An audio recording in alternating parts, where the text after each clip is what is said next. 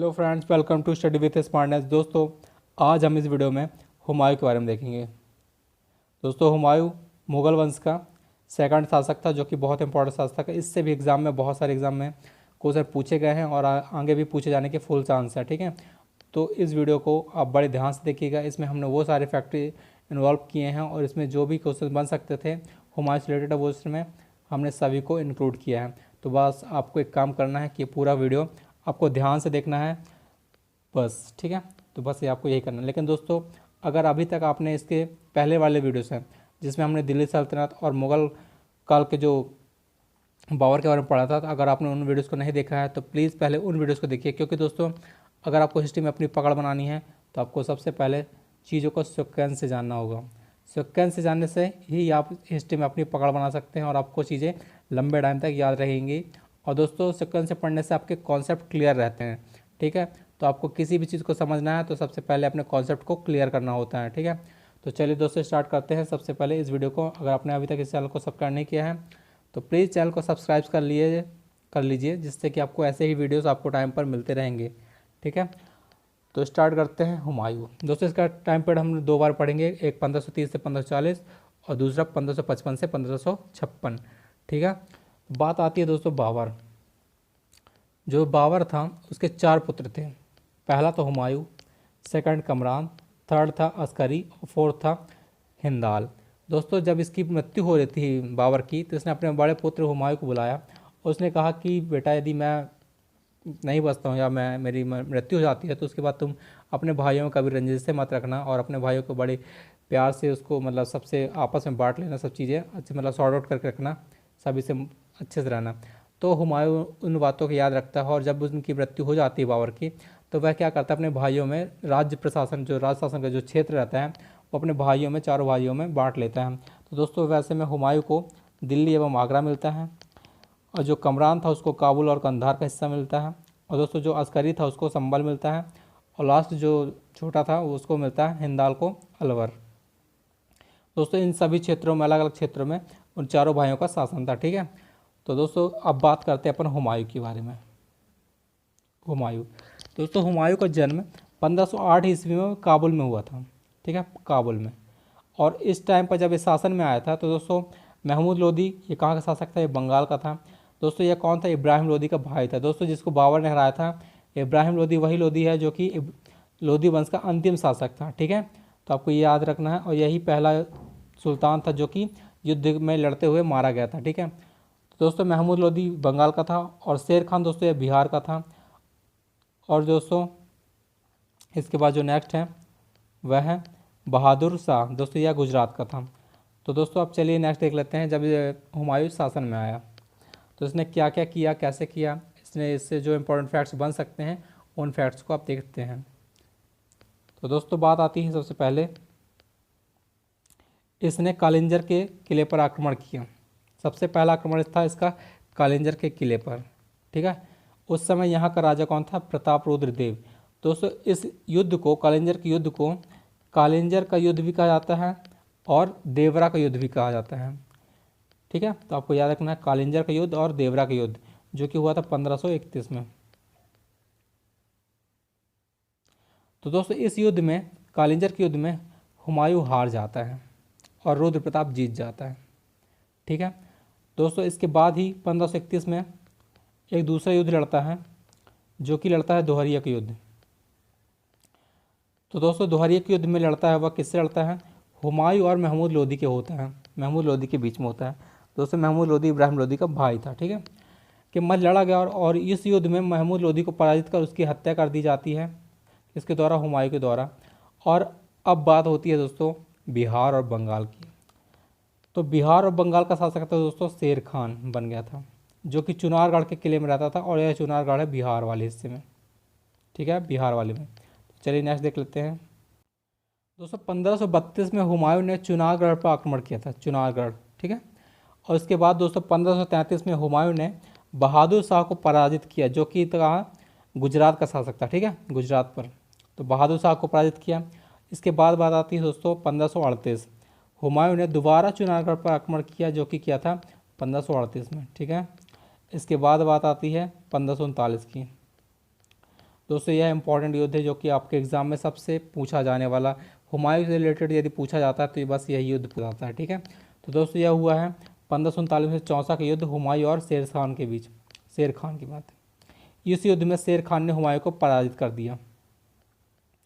दोस्तों पराजित कर दिया, लेकिन यह इस युद्ध में किस्मत से बच निकला, क्योंकि दोस्तों ये पानी में गिर गया था और पानी में बहते हुए आगे के लिए और बह गया, जहाँ पर इसको एक निजाम नामक नाविक ने हुमायूं की जान बचा ली थी।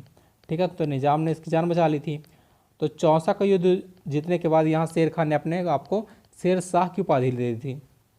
दोस्तों वहाँ हुमायूं की जान बच गई थी और यहाँ शेर खान ने शेर शाह की उपाधि ले ली थी। दोस्तों इसके उपरांत क्योंकि निजाम ने उसकी जान बचाई थी, तो एक दिन का बादशाह निजाम जो कि नाविक था उसको बनाया था। दोस्तों यह इंपॉर्टेंट क्वेश्चन है, क्योंकि ये एग्जाम में पूछा जा चुका है कि एक दिन का बादशाह किसको बनाया गया था। तो हुमायूं ने बनाया था किसको, निजाम को, जो कि था एक नाविक। और दोस्तों इसी के सम्मान में हुमायूं ने चमड़े के सिक्के चलवाए थे। यह इंपॉर्टेंट क्वेश्चन है IMP दोस्तों, कि हुमायूं ने निजाम नाविक के सम्मान में चमड़े के सिक्के चलवाए थे। ठीक है, तो चलिए नेक्स्ट देख लेते हैं। दोस्तों नेक्स्ट 1540 में बेलग्राम या कन्नौज का युद्ध लड़ा गया था, जो कि हुमायूं व शेर खान के मध्य लड़ा गया था। इस युद्ध में दोस्तों शेर खान ने हुमायूं को पराजित कर सूरी वंश की स्थापना की थी। ठीक है, तो दोस्तों 1540 में मुगल वंश का शासनकाल जो कि समाप्त हो जाता है और सूरी वंश की स्थापना कर दी जाती है किसके द्वारा, शेर शाह सूरी द्वारा। ठीक है, तो बात आती है दोस्तों 1541 में हुमायूं ने हमीदा बानो बेगम के साथ विवाह किया था। ठीक है, हमीदा बानो दोस्तों यह इंपॉर्टेंट नाम है, क्योंकि यह आने वाले टाइम पे जो अकबर होते हैं शासक, उनकी माँ कहलाती हैं। ठीक है, तो 1541 में हुमायूं ने हमीदा बानो बेगम के साथ विवाह किया और इसके बाद हुमायूं राजस्थान के अमरकोट के राजा बीर साल के पास चले गए और 15 अक्टूबर 1942 में राजस्थान के अमरकोट के राजा बीर साल के महल में ही अकबर का जन्म हुआ। अकबर का जन्म होता है दोस्तों, यह इंपॉर्टेंट क्वेश्चन, राजा के बीर साल के महल में, जो कि कहाँ, अमरकोट में, ये पूछा जाता है। दोस्तों नेक्स्ट है अकबर के बचपन का नाम बदरुद्दीन था। यह इंपॉर्टेंट फैक्ट है, अकबर के बचपन का नाम बदरुद्दीन था, आपको याद रखना है। ठीक है, चलिए नेक्स्ट देख लेते हैं। दोस्तों नेक्स्ट है हुमायूं गुरु अंगद देव से आशीर्वाद लेने गया था। यह इंपॉर्टेंट फैक्ट है दोस्तों, हुमायूं जो कि गुरु अंगद देव से आशीर्वाद लेने गया था, और अंगद देव कौन थे, सिखों के दूसरे गुरु थे। ठीक है, और दोस्तों इन्हीं का नाम क्या था, लहना। इनका नाम उपनाम, पहले नाम था लहना। ठीक है दोस्तों, अंगद देव ने ही गुरुमुखी लिपि का आविष्कार किया था। यह इंपॉर्टेंट फैक्ट है कि दोस्तों गुरुमुखी का लिपि का जो आविष्कार किया था, यह क्वेश्चन में पूछा जाता है कि ये किसने आविष्कार किया था, तो वह किया था अंगद देव ने। ठीक है, नेक्स्ट है 1545 में इसने अपने भाई कमरान की हत्या कर काबुल और कंधार पर अधिकार कर लिया। ठीक है, जब दोस्तों इसने अपने भाई कमरान की हत्या कर दी थी, तो इसका जो सेनापति था, तो वही अब काबुल में बैरम खान इसका सेनापति बन जाता है। ठीक है, काबुल में जो इसकी सेनापति करता है वो होता है बैरम खान। दोस्तों ये बैरम खान का नाम अकबर के टाइम पे बहुत हाईलाइट होता है, क्योंकि दोस्तों जब इसकी मृत्यु हो जाती है और अकबर नाबालिग रहता है, तो उसका जो राजपाट जो भी शासन होता है वह बैरम खान ही देखता है। ठीक है, तो चलिए हम नेक्स्ट देख लेते हैं। दोस्तों काबुल और कंधार जीतने के बाद 1554 में दोस्तों वह पेशावर में और 1555 में लाहौर पर अधिकार कर लेता है। ठीक है, तो ये दोनों फैक्ट आपको याद रखना है। दोस्तों इसके बाद बात आती है 1555 में। 1555 में मच्छीवाड़ा का युद्ध हुमायूं और नसीब खान के मध्य लड़ गया और नसीब खान को पराजित कर देता है दोस्तों।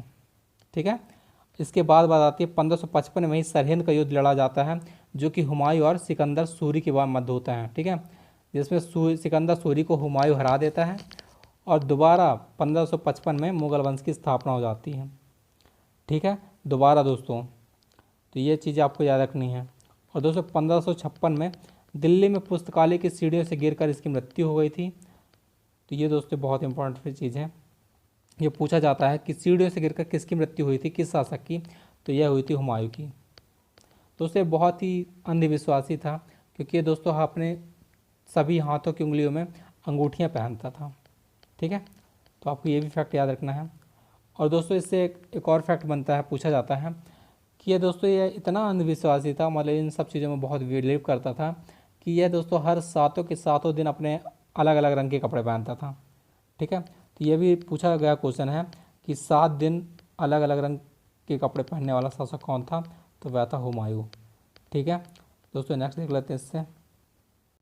दोस्तों नेक्स्ट है, दिल्ली में दीन पनाह नामक शहर बसाया था। दोस्तों इसने 1533 में, कब, 1533 में दिल्ली में दीन पनाह नामक शहर बसाया था। ठीक है, और दोस्तों हुमायूं का मकबरा जो कि है दिल्ली में है, और दोस्तों इसका जो मकबरा बनवाया था इसकी पत्नी हाजी बेगम ने बनवाया था। ठीक है, हाजी बेगम ने।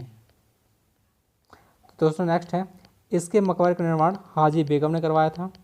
इसकी जीवनी का जो नाम था वह था हुमायूं नामा था, और जिसको गुलबदन बेगम ने लिखा था। दोस्तों ये गुलबदन बेगम इसकी बहन थी, कौन, इसकी बदन थी गुलबदन बेगम।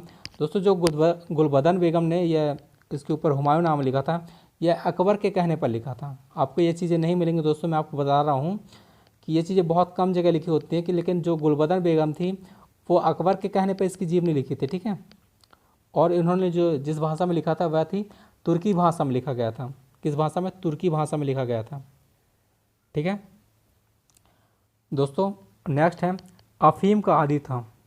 यह दोस्तों ये मोस्ट इम्पॉर्टेंट चीज़ है, अफीम का आदी था।